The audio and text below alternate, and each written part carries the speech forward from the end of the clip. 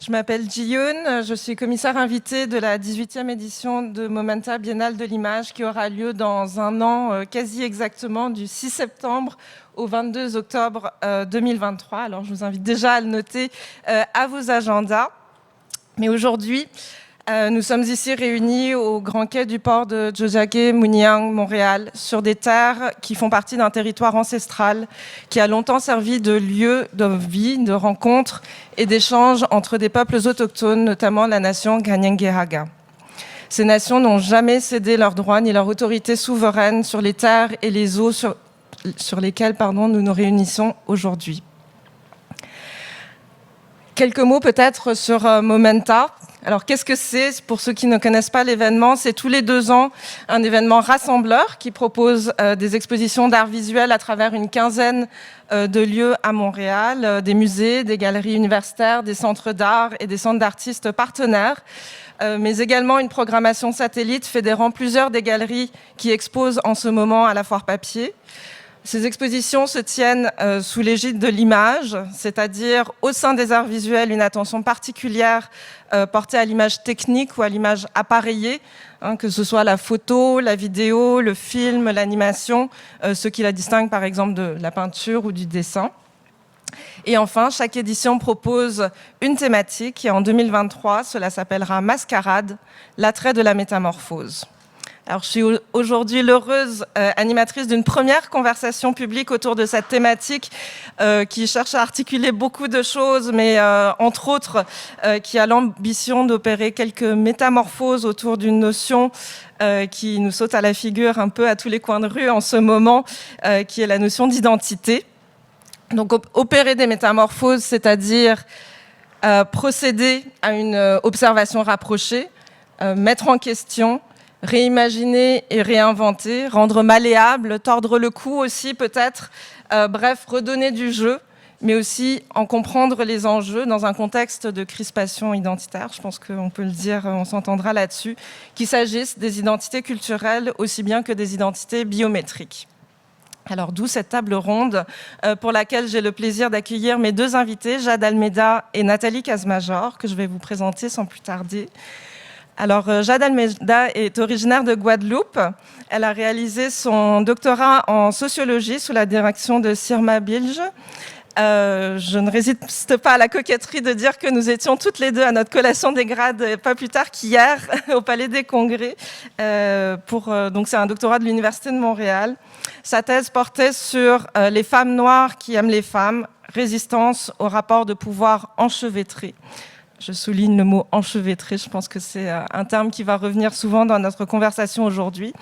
Jade est créatrice de contenu. Elle partage sur son site la formation sur les enjeux liés notamment à la lutte antiraciste, anti-impérialiste et anticarcérale, entre autres.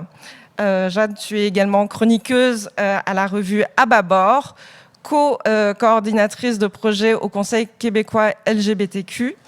Et tu mènes actuellement un projet de recherche sur les expériences des femmes noires au sein des organismes féministes québécois avec Marilyn Lopez. Nathalie Casmajor, tu es professeure, chercheur au Centre Urbanisation, Culture et Société de l'INRS, qui est l'Institut national de la recherche scientifique à Montréal. Son travail porte sur le développement culturel, la mobilisation citoyenne et la culture numérique.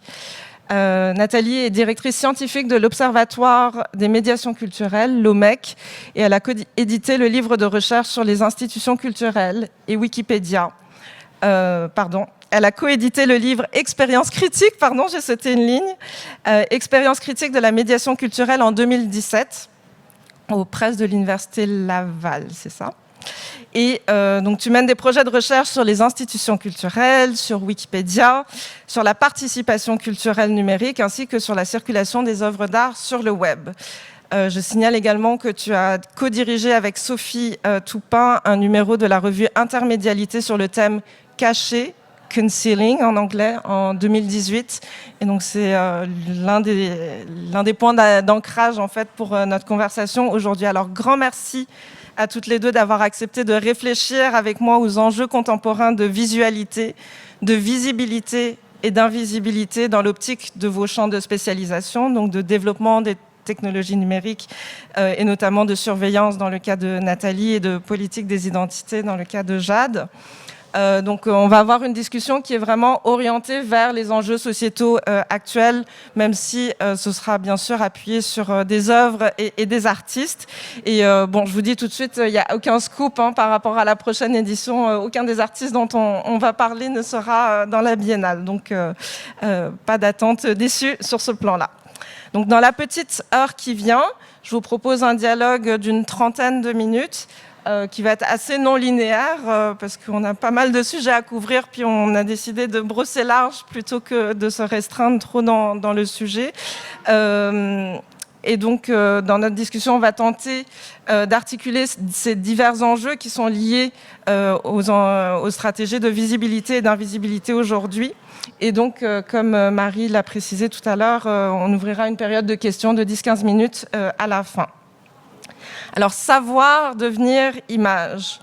Dans le contexte d'une foire d'art qui est un haut lieu d'exposition, de visibilité et de mise en visibilité, il m'a paru intéressant d'avoir une conversation en fait sur les dynamiques qui relient en fait la visibilité à l'invisibilité, puisque l'un ne va jamais sans l'autre, et bien sûr en lien avec la thématique de Momenta qui portera sur les métamorphoses, sur le mimétisme, sur ces enjeux justement de visibilité et d'invisibilité.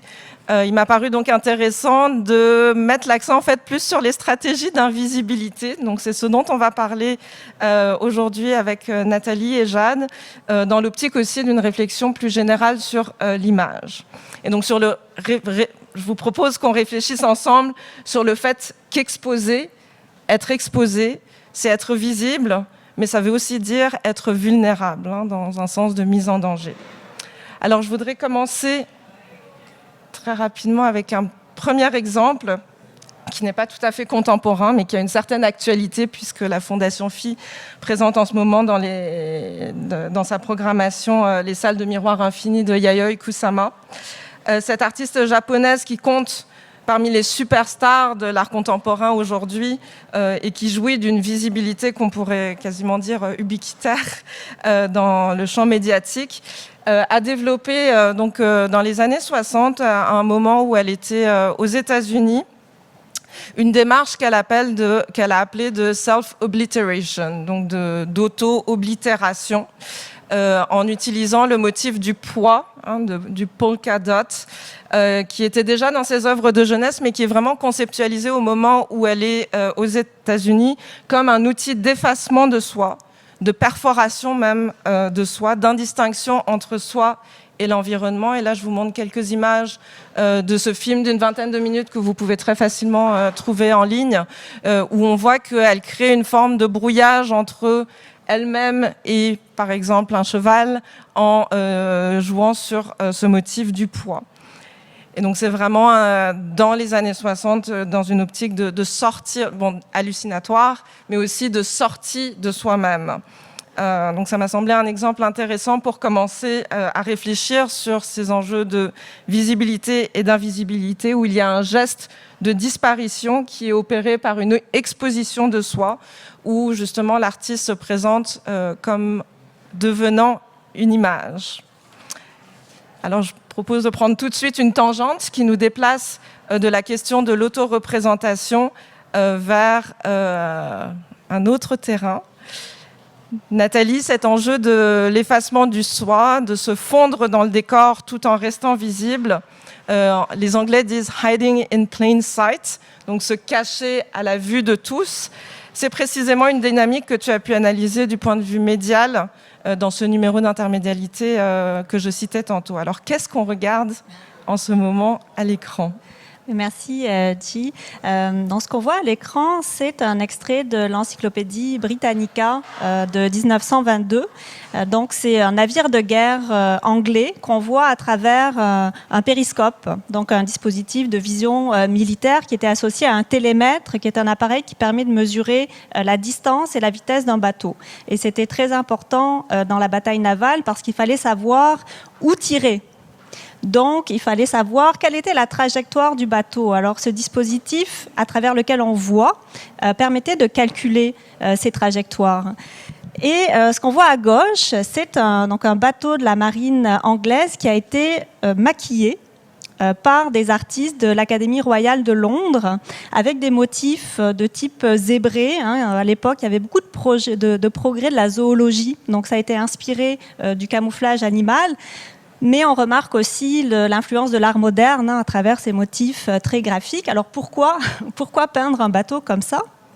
En fait, cet exemple, il est très intéressant parce qu'il explique comment la visibilité et l'invisibilité est toujours en dialogue avec le dispositif du voir. On se cache en fonction d'un contexte, ou on se rend invisible en fonction d'un contexte, ici un contexte technique, l'objet. Donc, je dirais pas camouflage, là, ce maquillage sert à rendre indiscernable l'avant de l'arrière du bateau, afin de retarder le focus de l'appareil et donc de déjouer la mesure de la trajectoire, ce qui donne un avantage tactique. C'est une visibilité tactique pour l'autre navire qui a le temps de se repositionner et de tirer en premier. Donc ça, c'est l'explication technique, mais ce que je trouve vraiment intéressant de manière plus générale, c'est qu'on voit que ce bateau, il ne se cache pas. Il devient hyper visible. En fait, il accentue sa visibilité pour déjouer donc la spécificité du dispositif optique. Et c'est une stratégie qu'on pourrait dire une stratégie d'obscurcissement ou d'obfuscation, on dit des fois en anglais, qui n'est pas donc devenir invisible, mais qui est devenir image pour mieux, non pas disparaître, mais se positionner dans le champ de vision. Oui, et troubler la perception de l'autre, en fait. Et c'est intéressant, enfin, si je peux me permettre un rapprochement peut-être saugrenu, mais on passe vraiment du poids aux zébrures dans ce cas-ci. Et on va continuer un petit peu avec les zébrures, avec un exemple qui a beaucoup circulé il y a 10 ans, qui est une œuvre de Hitoshi Teyal, donc l'artiste nippo-allemande, qui a réalisé cette vidéo donc en 2013, How Not to Be Seen, fucking didactic educational.mov file, qui justement joue sur ces différentes modalités de comment se cacher vis-à-vis d'un dispositif technique particulier. Nathalie. Oui, tout à fait. D'ailleurs, on passe ici à un autre régime de vision. Tout à l'heure, avec l'exemple de la Seconde Guerre mondiale, on était dans la vision horizontale à travers la guerre navale. Mais les technologies, les contextes technologiques évoluent rapidement. Donc là, on passe à une vision du dessus.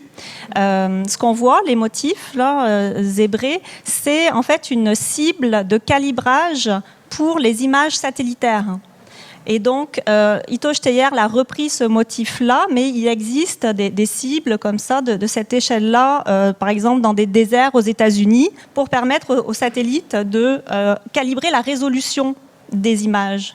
Donc là, ce qu'on voit, c'est à travers ça, le devenir image de la planète à travers ces nouveaux dispositifs de vision satellitaire. Et donc, voilà l'œuvre. Donc, il y a un aspect installation qu'on a vu tout à l'heure, et il y a une vidéo qu'on trouve aussi facilement en ligne, qui est très drôle. C'est un manuel humoristique avec 5 leçons sur comment ne pas être vu. Donc, par exemple, se cacher, disparaître, prétendre ne pas être là.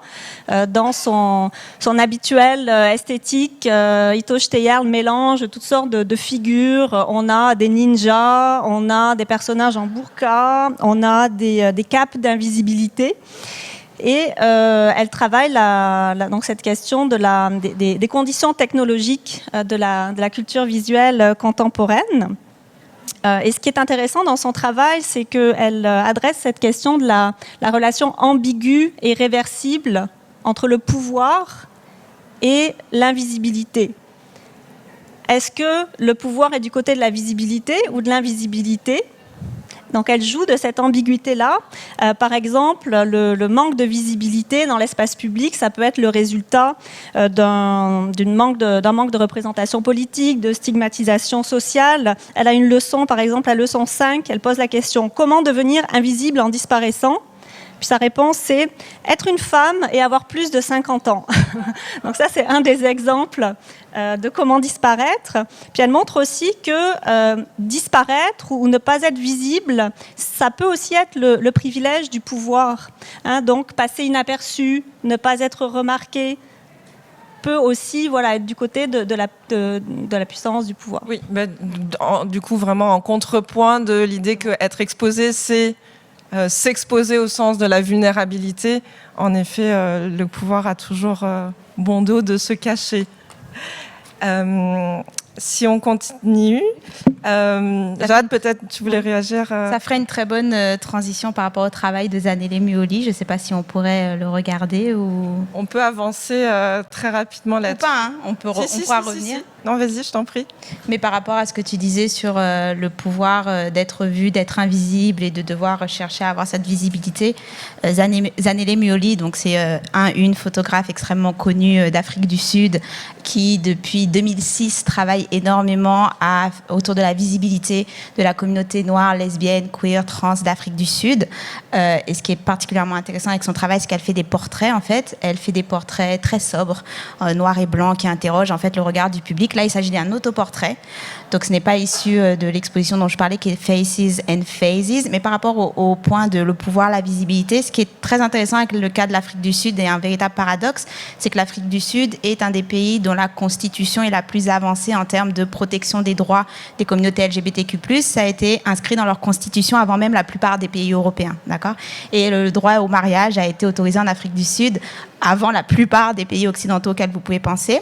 Donc, l'avancée des droits est extrêmement... il y a toute une documentation juridique pour protéger cette communauté en Afrique du Sud, mais c'est aussi un des pays où il y a le taux le plus élevé de crimes et de violences envers cette communauté, notamment, trigger warning par rapport à ce que je vais dire, les violences sexuelles envers les femmes noires lesbiennes, parce qu'il y a des cas de viol correctif, ce qu'on appelle donc les cas de violence extrêmement élevés.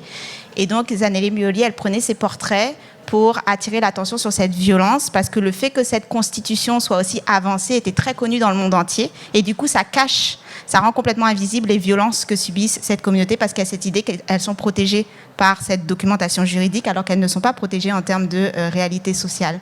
Et donc, Zanele, elle fait ses portraits, elle fait ses archives, donc elle crée des archives en faisant ses portraits, et elle crée des archives en faisant ses portraits, se définit comme activiste visuelle avant d'être photographe.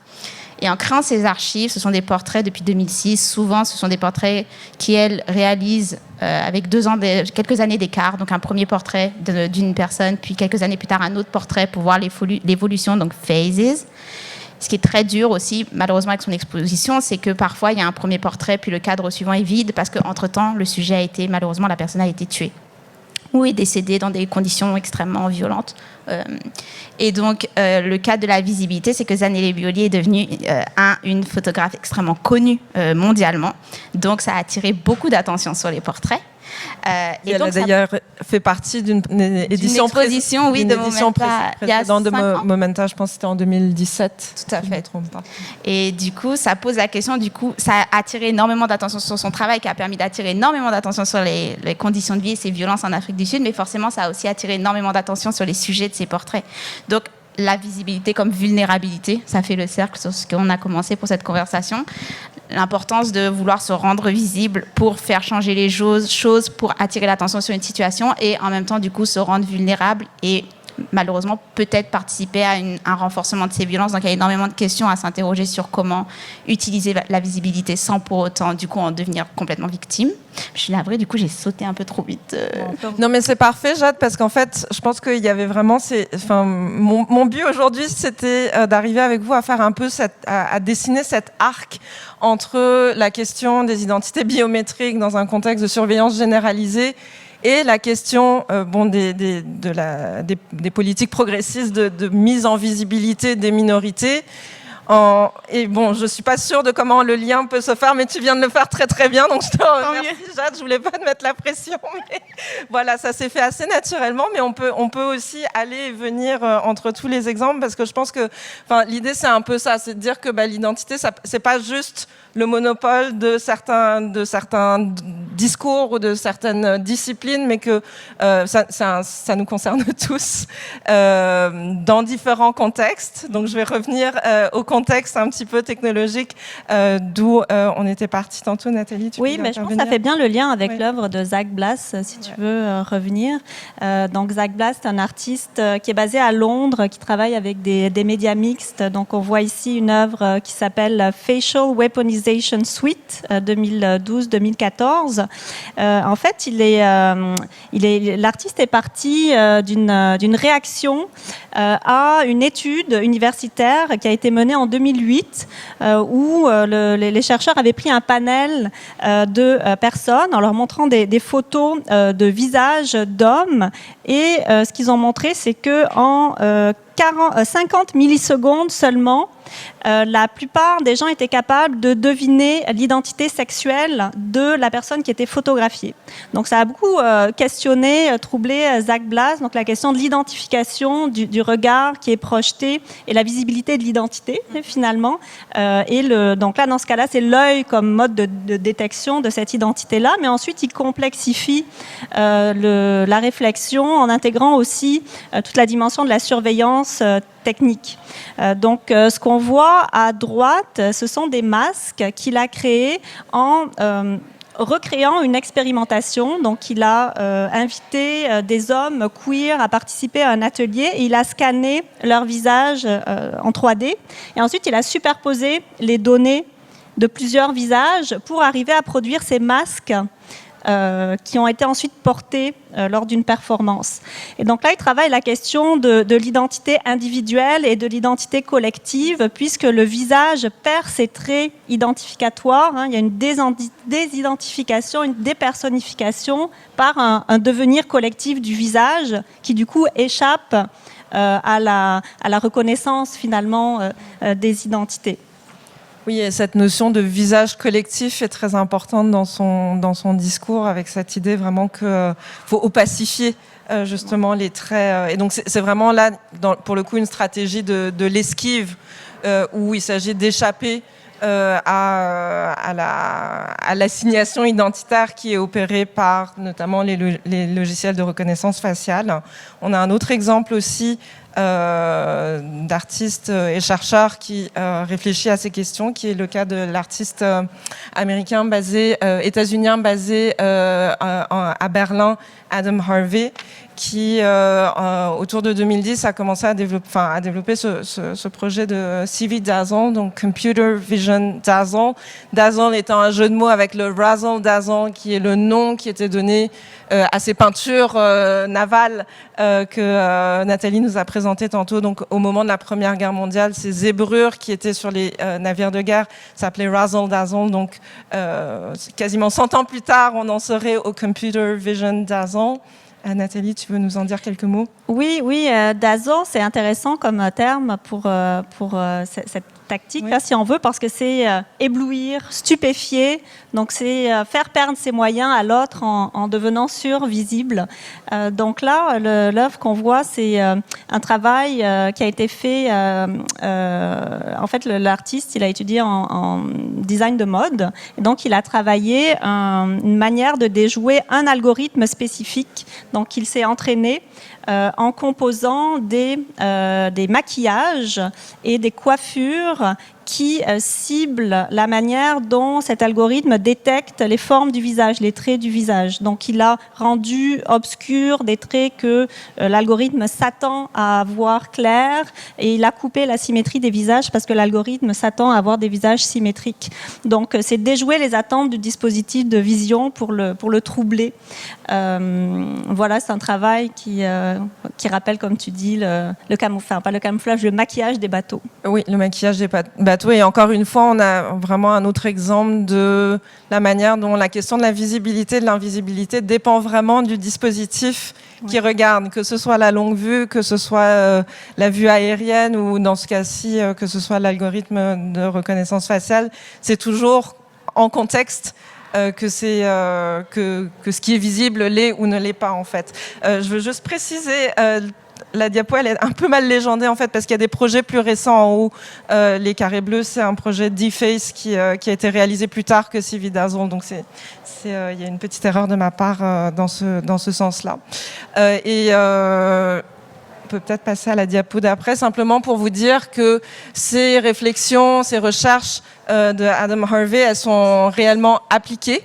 Elles sont réellement appliquées dans la vraie vie par des gens qui manifestent en fait contre la surveillance, comme le Dazzle Club qui est actif à Londres en fait et qui s'est mobilisé avec la prolifération des caméras de surveillance dans la ville de Londres pour justement réclamer un droit à l'anonymat et à une certaine opacité justement et de respect de la vie privée évidemment.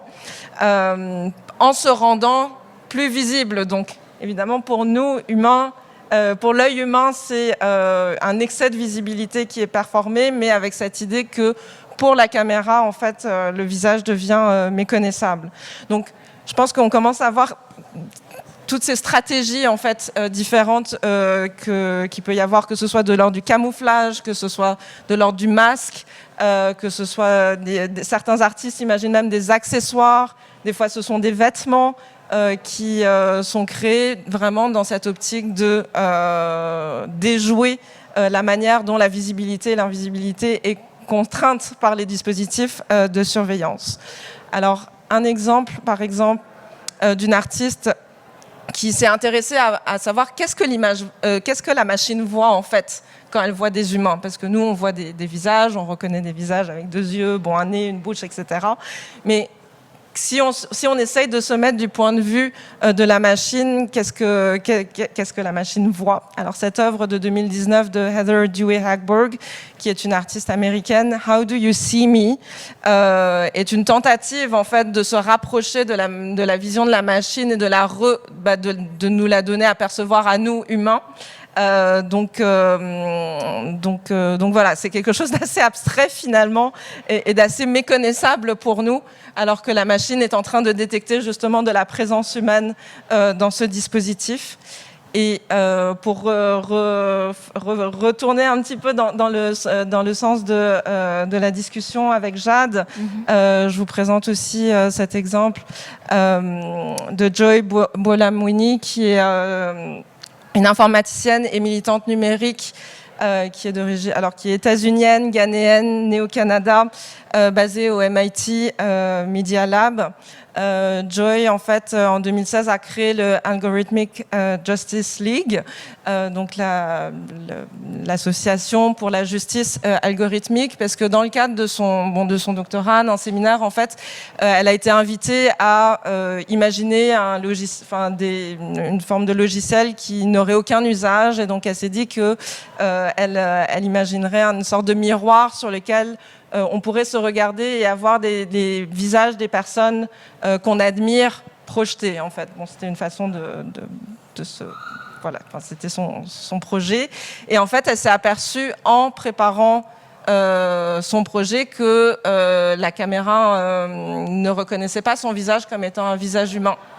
Et cela n'a été possible que lorsqu'elle a apposé un masque blanc sur son visage. Et donc là, elle a commencé à essayer de comprendre en fait pourquoi la caméra ne reconnaissait pas son visage naturel, à l'état naturel, comme étant un visage humain, et au contraire seulement quand elle portait un masque blanc.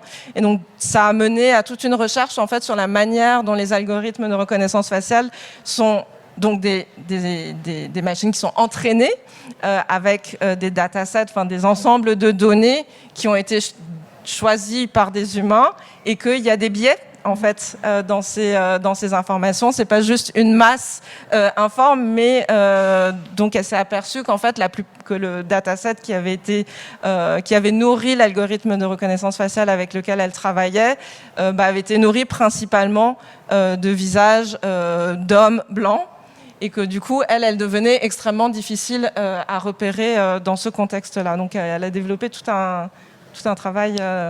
Et ce dont tu parles a des conséquences vraiment dans notre vie quotidienne, dans le sens où, par exemple, les machines, vous essayez d'avoir du savon et vous passez la paume de la main, on se rend vite compte que si plus votre paume de main est moins blanche, moins la machine vous capte. Ou encore les voitures qui sont maintenant, vous voyez la publicité qui s'arrête lorsqu'un enfant traverse parce que la voiture détecte qu'il y a un enfant. On s'est rendu compte que les enfants racisés, notamment les enfants noirs, la voiture continue parce que les codes ne reconnaissent pas, ne détectent pas, parce que ces codes ne sont pas créés ou générés dans un espèce de vacuum. Ce sont des codes qui sont créés par des personnes qui naviguent une société avec des normes sociales, etc. Et donc, en termes de conséquences dans le quotidien, le fait qu'on soit invisible par ces logiciels numériques peut être un atout, puisqu'on en parle bien sûr du fait d'être assigné, du fait d'être la surveillance, etc., peut aussi être un fardeau supplémentaire au quotidien. On a de plus en plus des espaces qui, l'entrée va être désactivée par du numérique, c'est un logiciel qui reconnaît, le téléphone se déverrouille, etc. Et tout cela ne va pas s'activer de la même manière en fonction de votre appartenance raciale. Tout à fait. Donc c'est vraiment, je pense que tu t'exprimes très bien comment en fait le technologique n'est pas juste technologique. En fait, il est toujours imbriqué dans des enjeux sociaux et politiques qui font que la question des identités se pose vraiment dans cette intrication. Je vous ai mis une affiche publicitaire pour Coded Bias, qui est un documentaire sur justement cette démarche de Joy Buolamwini, qui est très facile à trouver sur des plateformes très accessibles que je ne nommerai pas. Mais il y a eu plusieurs documentaires qui ont été réalisés et c'est un travail qui est assez médiatisé du coup maintenant. Mais donc voilà, il y a un enjeu de droit humain en fait qui est intriqué dans ces enjeux technologiques. Oui. Tout à fait. Non, je pensais peut-être faire le lien avec le droit à l'opacité dont tu parlais par rapport au travail de Ken Gonzalez-Tay. On va avancer. C'est juste après Zanelli, il me semble. Voilà. Parfait.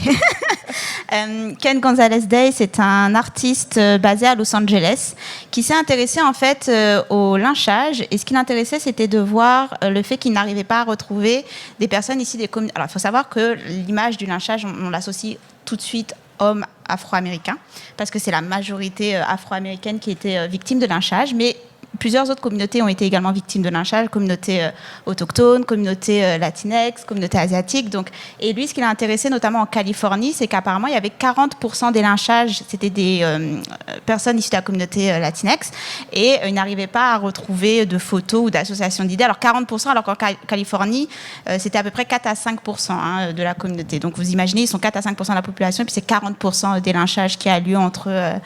c'est un peu bizarre de parler de pic, pic des lynchages, parce qu'il y en a eu avant, il y en a eu après, mais le pic des lynchages, on va dire, c'est 1850 à 1916. Et donc, il s'est intéressé à retrouver ces photos. Ces photos sont devenues des cartes postales. Je vous expliquerai pourquoi, mais en tout cas, il s'est intéressé à retrouver ces cartes postales, à s'intéresser sur pourquoi est-ce qu'on a une narration autour du lynchage qui ne s'associe jamais avec certaines communautés, certains corps, et au contraire va surexposer d'autres corps. Il en a retrouvé, et puis il s'est intéressé, ok, j'aimerais faire une exposition, mais comment est-ce que je fais une exposition avec des images aussi violentes qui, encore une fois, se pose la question de retraumatiser, de nouveau ne pas respecter le droit à la pudeur des victimes, reproduire encore une fois de la violence. Et donc, il a récupéré ces cartes postales, puis il a effacé numériquement les corps des victimes. Et ce qui est vraiment intéressant, je pense que sur la photo d'après, peut-être, on voit, du coup, le regard se force à se poser sur la foule. La foule qui insiste au lynchage plutôt qu'à la victime. Et donc, en effaçant, il y a une action de production en fait, de changement, forcer le public à s'interroger qu'est-ce qu'on regarde lorsqu'on regarde ces images de lynchage, et surtout l'habitus de voir certaines images d'association de violence et de déshumanisation par rapport à certains corps. Et ce qui est intéressant également, parce que le lynchage, c'est vraiment particulier comme type de violence, dans le sens où c'est vraiment un régime de terreur qui est produit par toute une communauté, dans le sens où c'est pas une question de non-assistance aux personnes en danger, c'est vraiment la foule est complicite, la foule qui est présente lors d'un lynchage est responsable du lynchage. Et donc, c'est toute une communauté qui s'organise pour terroriser d'autres communautés. Et donc, lorsqu'on regarde ces images, d'ailleurs, c'était c'est une forme de rituel, le lynchage. Et donc, on prenait en photo, les gens posent à côté des victimes, puis ensuite, ces photos sont produites comme cartes postales, puis on envoyait les cartes postales aux amis, aux familles, pour circuler dans tout le pays, pour entretenir ce régime de terreur. Et cette normalisation et cette banalisation de quelque chose qui n'est même pas conscientisé comme de la violence, qui est conscientisé et normalisé et banalisé, à l'époque en tout cas, comme une forme de justice publique. Et donc, cette association va faire en sorte qu'on est presque, à force de voir ces images circuler, et comme j'ai dit, il y a eu comme énormément de circulation d'images d'hommes noirs victimes de lynchage, il y a une forme de désensibilisation qui se fait à constamment associer et à constamment projeter ces images, même de nos jours, dans des cours. Moi, en tant que chargée de cours, lorsque je donne des cours en sociologie, je m'interroge quelles images je vais donner à mes étudiants, et la question de quel corps a droit à la pudeur, quel corps a le droit à être, c'est une victime qui a de la famille, qui a des amis. Donc Ken González-Day, met le nom de la victime, met toute son histoire, mais il efface le corps, et on est obligé du coup de regarder les gens qui ont participé à ce rituel. Et c'est d'autant plus intéressant parce qu'il y a énormément de choses du coup qui découlent de cette pratique, et je vais passer rapidement, mais énormément de choses dans le sens où il interroge également l'invisibilité de certains corps associés à l'idée de lynchage, et notamment les femmes. Les femmes étaient victimes de lynchage. Pourtant, lorsqu'on pense lynchage, on pense hommes noirs, hommes afro-américains. Mais les femmes, par exemple, afro-américaines étaient également victimes de lynchage. Et actuellement, on n'a retrouvé qu'une seule photo. Alors, on a toute une liste de femmes qui ont été victimes. Il y a des chercheuses qui ont réussi et on continue d'en découvrir d'autres, parce qu'on se doute qu'il y en a qui n'ont jamais été enregistrées ou qui ne passaient pas dans les médias, mais il y en a eu d'autres lynchages. Mais il y a toute une liste de femmes afro-américaines notamment, et aussi d'autres communautés qui ont été victimes de lynchage. Mais il y a très peu de photos qui existent encore. La question est pourquoi est-ce qu'il n'y avait pas ces photos autour de ces lynchages-là en particulier. Et c'est d'autant plus intéressant du coup que quand on parle du lynchage, qu'on ne pense absolument pas aux femmes qui ont été victimes de ces lynchages. Et comment, par exemple, si vous pensez au procès Thomas contre Anita Hill aux États-Unis, donc c'est très rapidement, mais c'est un homme noir qui devait devenir juge aux États-Unis, qui a été accusé par Anita Hill, qui est aussi une femme noire, d'agression sexuelle. Et ça a été très médiatisé. Et Thomas a parlé parce qu'il a dit que c'était faux, donc il a accusé il a dit que c'était un mensonge. Et il a déclaré qu'il était victime de lynchage high-tech. Et donc, il y a eu toute une communauté noire, hommes, afro-américains qui se sont rassemblés autour de l'idée de ce juge qui était victime de lynchage high-tech, comme si Anita Hill, qui est une femme noire, ne pouvait pas également dire, et qui est victime à ce moment-là d'énormément de campagnes de salissage par rapport à son témoignage, ne pouvait pas être associée à... Mais moi aussi, en fait, je suis victime de lynchage. Moi aussi, ce qu'on est en train de dire, et moi aussi, je peux dire que je suis... descendante de cette histoire d'associer au lynchage, parce que le lynchage, c'était pas juste les hommes. Sauf qu'il y a eu une normalisation du discours qui a séparé. Excusez-moi, je suis allée très loin. Mais donc, c'est toute l'idée également de ne réfléchir à qui on offre au regard constamment, qui regarde et qui a le droit à l'opacité, qui a le droit de retomber dans l'oubli et qui a le droit de disparaître dans la mort, enfin. Oui, puis je vais reprononcer le terme d'enchevêtrement qui est important dans ta réflexion, où je pense que c'est cette série de Erased Lynching Series de Ken González-Day montre bien justement cette complexité de la scène du regard, où l'effacement en fait du corps violenté le rend d'autant plus présent d'une certaine manière, tout en nous attirant notre attention sur les spectateurs, sur la foule qui est complice, comme tu l'as dit. L'absence devient présence, exactement, oui. Exactement. Donc ça nous amène à un autre pan de la discussion qui va peut-être être le dernier pôle qu'on voulait toucher, qui est l'importance de ne pas montrer certaines images. Là, on a un exemple en fait d'un artiste en art visuel. Il y a une image, et il y a eu une intervention sur l'image pour effacer une certaine partie de l'image. Mais il y a aussi des enjeux autour de certaines images qui ne sont pas montrées, qui ne doivent pas être montrées, qui ne peuvent pas être montrées. Comme tu l'as très bien dit, Jade, il y a tout cet enjeu de qui a droit à l'opacité. Et donc, peut-être tu peux nous amener un petit peu dans cette direction-là. Bien sûr. Parce qu'il faut savoir que j'enseigne notamment autour, par exemple, des stéréotypes qui touchent les femmes noires. Et l'enjeu autour des femmes noires, l'enjeu de communautés noires, si on touche aux stéréotypes, il y a cet enjeu de survisibilisation de nos corps, soit on est invisibilisé, soit on est surexposé. Et il y a un cas qui est très utilisé, notamment en sociologie, aussi en histoire, lorsqu'on touche aux stéréotypes, lorsqu'on touche à la représentation des femmes noires, ça va être celui de la Vénus Hottentote. Donc celui de Saartjie Baartman, qui est cette femme noire qui avait été exposée à travers toute l'Europe, qui est décédée malheureusement très jeune, qui après son décès, son corps a été exposé au musée pendant des décennies. Son pays a fait des demandes pour récupérer sa dépouille qui a été, elle est décédée dans les années 1800. Sa dépouille est arrivée chez elle en 2002. La Vénus Hottentote, Saartjie Baartman, sa reproduction, il y a énormément de photos d'elle, il y a des images d'elle, et elle continue en fait d'être dans les livres de cours, elle continue d'être beaucoup utilisée en cours, en exposition pour expliquer les stéréotypes autour des corps noirs. Il y a des artistes également qui performent autour de l'idée de la Vénus Hottentote. Il y a eu un film. Donc ça pose également tout le sujet, le paradoxe de vouloir parler de cette surexposition, de vouloir parler de cette histoire de violence, puis de continuer à réutiliser encore une fois des individus qui ont déjà subi le regard dominant, qui même après leur décès continuent de subir le regard dominant. Et donc il y a tout le paradoxe, tout l'enjeu et le questionnement de comment est-ce qu'on peut parler de ces violences et dénoncer ces violences sans perpétuer le discours de la violence. Ce qui également entraîne tout l'enjeu lorsqu'on parle d'images violentes, de désensibilisation, déshumanisation. Bien sûr, lorsqu'on pense aux victimes noires de violences, les films, les vidéos qui tournent énormément sur les réseaux sociaux pour attirer l'attention sur les violences policières, pour attirer l'attention sur le racisme systémique, on va beaucoup utiliser des vidéos extrêmement choquantes d'individus noirs qui subissent tout un tas de types de violences. On va essayer d'utiliser ces images pour attirer l'attention, mais encore une fois, on se retraumatise en le faisant. C'est extrêmement violent de voir ces images être constamment et tout le temps tournées sur les réseaux sociaux. Il y a des matins où beaucoup d'entre nous, on se dit on ne va pas se connecter aujourd'hui parce qu'on ne peut juste pas. On ne peut pas encaisser une nouvelle violence de cette image. Donc ça pose la question des limites, de l'importance de cette visualité et visibilité, de l'importance d'utiliser ces images, de recréer des archives, mais également des limites en termes de conséquences de ces images et de poser la question de à quel moment finalement on ne devient pas soi-même membre de cette foule, dans le sens où on ne devient pas soi-même complice de la reproduction de cette violence.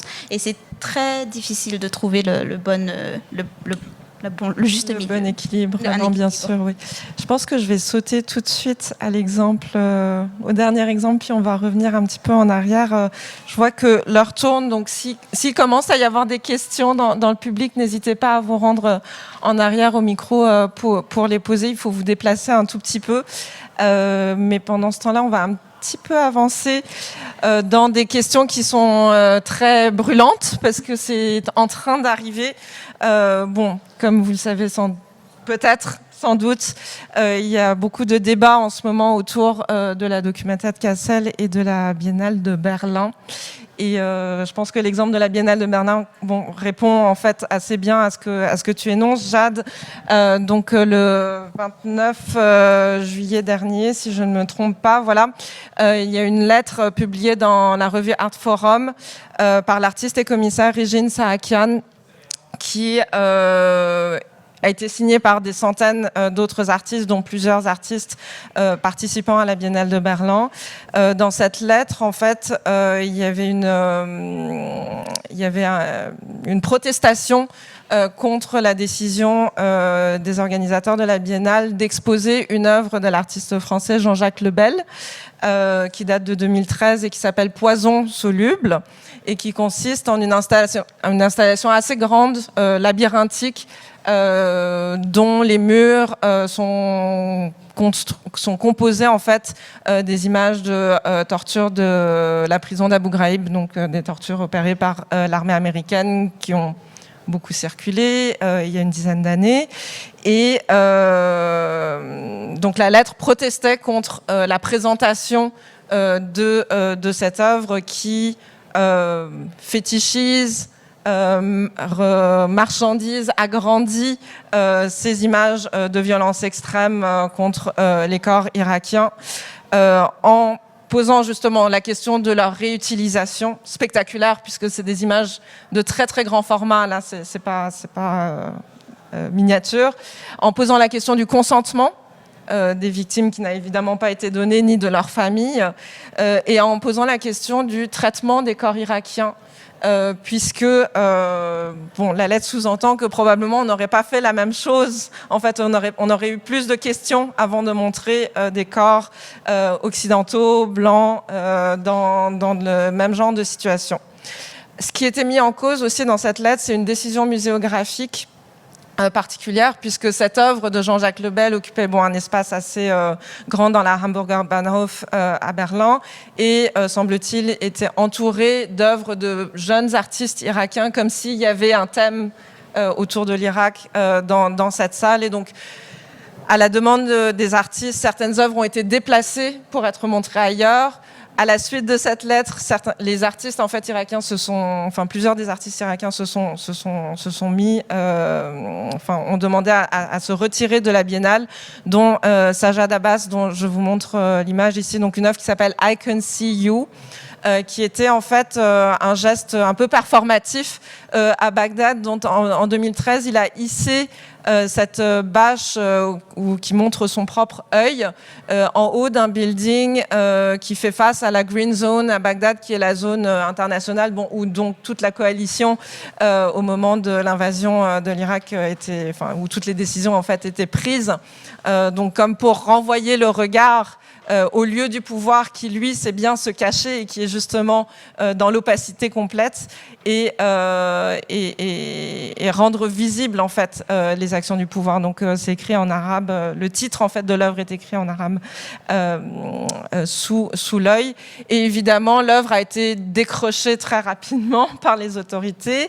Il y a une vidéo aussi qui circule, qu'on peut trouver très facilement en ligne, qui documente ce processus. Et l'œuvre de Abbas faisait partie donc de la Biennale de Berlin jusqu'à récemment, puisqu'il a demandé à la retirer. Donc encore une fois, cette question de quelles images on peut montrer et comment, en fait, on revient à cette question du contexte, c'est-à-dire qu'il ne s'agit pas d'interdire des images parce que de toute façon, elles circulent. Les images de torture dans les prisons d'Abu Ghraib sont visibles, mais de les présenter dans le contexte d'une œuvre qui les agrandit, dans le contexte d'une biennale qui a un mandat, s'est donné un mandat de réparation en fait des histoires, est devenu problématique en fait. C'est ce qui est pointé en fait dans cette réaction, de Regine Saakian. On peut revenir peut-être un peu en arrière pour avoir un dernier angle peut-être un petit peu moins douloureux et peut-être plus pragmatique avec l'exemple de la Documenta de Kassel. Alors, Nathalie, je vais te passer la parole, mais simplement juste pour t'introduire, donc dans ces dynamiques de visibilité, d'invisibilité, de qu'est-ce qu'on peut montrer et qu'est-ce qu'on ne peut pas, ou qu'est-ce qu'on doit montrer et qu'est-ce qu'on ne peut pas.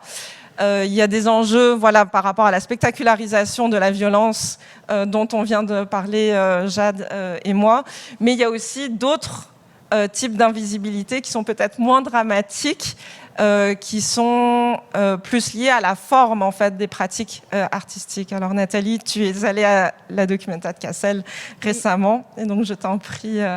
Ok. Alors je ne vais pas parler des controverses de Kassel. Il y a beaucoup d'encre qui a coulé. J'aimerais mettre l'attention sur les contenus des œuvres, d'autres travaux en fait qui ont été laissés dans l'ombre, on peut dire ça, là, par rapport à tout le scandale médiatique. Donc, la proposition commissariale de Kassel, c'est que donc il y a un collectif, Ruan Grupa, qui a invité d'autres collectifs, à proposer des œuvres ou des espaces. Et finalement, les collectifs qui ont été invités ont fait des propositions qui sont très peu visuelles. Il ne faut pas aller à Documenta pour voir de l'art visuel. Vous allez voir complètement autre chose. Ce sont surtout des espaces d'assemblée, essentiellement, ou des espaces de type pédagogique ou d'intervention, ce qui est finalement assez en accord avec l'histoire de la Documenta, le travail de Joseph Beuys. Donc, ce sont des esthétiques qui sont plutôt de l'ordre des arts organisationnels, l'esthétique des systèmes. Et donc, voilà, très peu de choses à voir, sauf des diagrammes. En Beuys aussi, on en faisait beaucoup à l'époque.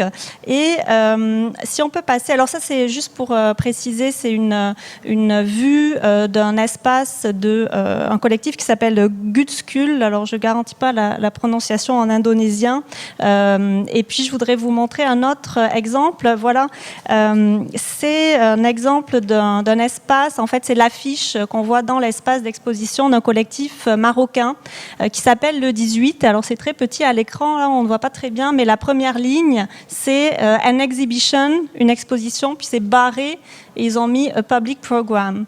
Et donc j'ai eu la chance de discuter avec une des membres du collectif qui m'expliquait que ils étaient évidemment heureux d'être invités à la Documenta, qui est un des principaux événements en art contemporain, donc qui donne énormément de visibilité à leur pratique, sachant que c'est un collectif qui fait beaucoup de travail socio-culturel et communautaire avec les quartiers, des projets, incluant des projets de médiation culturelle, et donc se poser la question pour eux, qu'est-ce qu'on montre? Comment est-ce qu'on montre notre pratique qui est davantage de l'ordre de l'art socio-communautaire? Et en fait, ils se sont tellement retrouvés devant une impasse qu'ils ont décidé de ne pas faire d'exposition. Ils ont quand même montré des choses dans l'espace. Ils ont montré notamment une archive de films de femmes vidéastes marocaines. Et ils ont surtout organisé toute une série de conférences, de programmes publics à la place de l'exposition, avec aussi une réflexion sur le fait de ne pas vouloir être instrumentalisé. Donc, comment est-ce qu'on participe sans finalement transformer ce qu'on est pour correspondre à ce qui est attendu, ce qui est une exposition. Sauf que ce qui est arrivé aussi, c'est que faire un programme public, faire de l'organisation, c'est extrêmement chronophage. Donc, ils se sont quasi épuisés à vouloir faire autrement, à vouloir organiser des discussions. Et donc, tout le travail, c'est notre forme d'invisibilité, c'est le travail invisible pas tant du soin dans ce cas-là, mais de l'organisation, finalement, qui était invisibilisée dans ce contexte-là. Oui, donc c'est un bel exemple d'opération de métamorphose sur l'identité de ce que c'est qu'une exposition, ou les attentes qu'on a par rapport à une exposition d'art visuel, surtout dans le contexte aussi public de la Documenta de Cassel. On serait pas mal prête, je pense, à conclure. Alors, s'il y a des questions dans la salle... Merci déjà pour vos présentations, et ça m'amène à réfléchir en connectant un peu les différentes thématiques. Littéralement, je n'avais pas prévu le jeu de mots, mais justement, en connectant les points. Dans notre réalité, finalement, nos identités, on a comme une sorte d'injonction à la présence, à ce qu'on dit quelque chose, ce qu'on ne dit pas dit quelque chose. Lorsque nos corps sont là, nous sommes présents, mais lorsqu'ils ne sont pas là, on est aussi présents d'une certaine manière.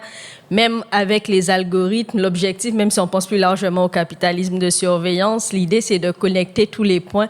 Donc, ça me fait penser un peu à la notion comme de code switching. Là, on essaie de s'adapter un peu au contexte, mais l'objectif du capitalisme de surveillance, c'est justement de connecter tous les masques qu'on pourrait avoir. Donc, finalement, est-ce que cette mascarade est toujours possible? Oui, je me suis un peu amusée. Mais est-ce qu'elle est toujours possible, finalement, quand les masques deviennent, par la force des choses, une part de nous-mêmes? Donc, métamorphose ou pas?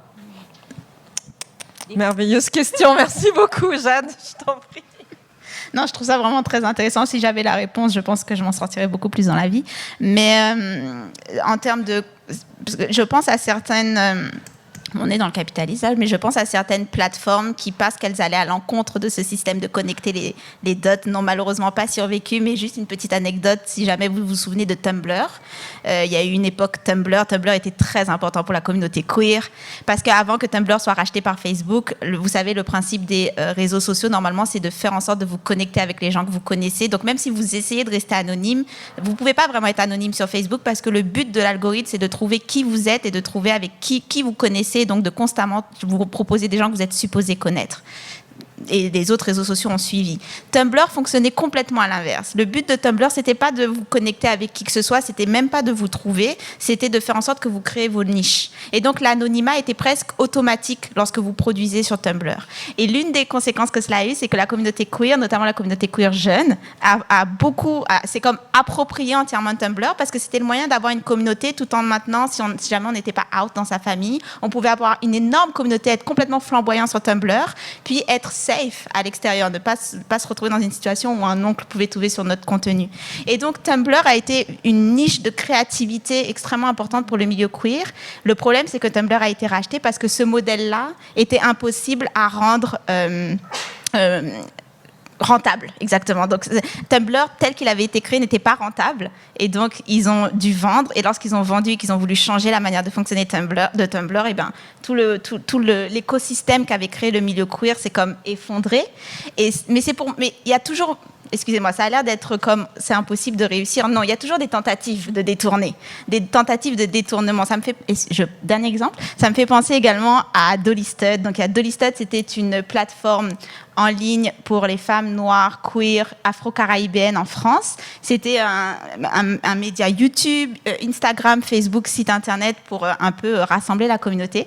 À la base, leur Facebook, c'était vraiment juste pour annoncer les événements, puis de temps en temps, ils partageaient les photos. Puis on s'est rendu compte que les utilisatrices de Dolystud se sont mises à poster des selfies sur la page Facebook de Dolystud, et c'est devenu un réseau de rencontres, c'est devenu une espèce de Tinder avant Tinder, et c'était pas, les créatrices n'avaient pas prévu que ça se passe comme ça, c'est juste qu'il y avait tellement de volonté de se retrouver, et en même temps les applications de rencontres sont tellement violentes et difficiles à maîtriser et difficiles pour communauté queer, et donc il y a eu un détournement de l'utilisation de la plateforme, et pendant un temps ça a servi à créer des rencontres, il y a eu des mariages grâce à ce Facebook, donc c'est pour montrer qu'il y a toujours une tentative de détourner.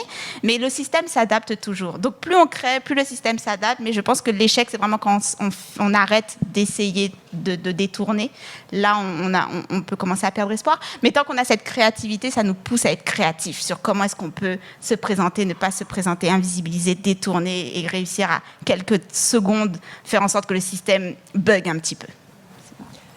Je vais passer la parole à Nathalie. Je pense que sinon, après, on va avoir le temps pour une dernière question. Fait que si quelqu'un a une question à poser, c'est le temps de se lever.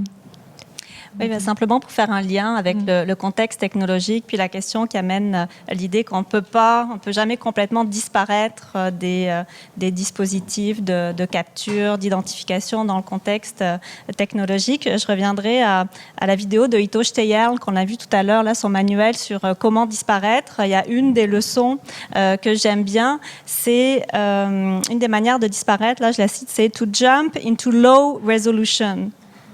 Passer en basse résolution. Puis j'aime bien parce que c'est l'idée, c'est pas de disparaître, c'est pas de devenir invisible, c'est être là, avoir une forme d'apparition, mais en même temps devenir insaisissable, devenir flou. Je suis là, mais tu sais pas exactement qui je suis. Donc c'est aussi une manière, en revenant à la question des identités, de déjouer les catégories figées, les attentes, voilà, rester indiscernable tout en étant présent dans le champ de vision.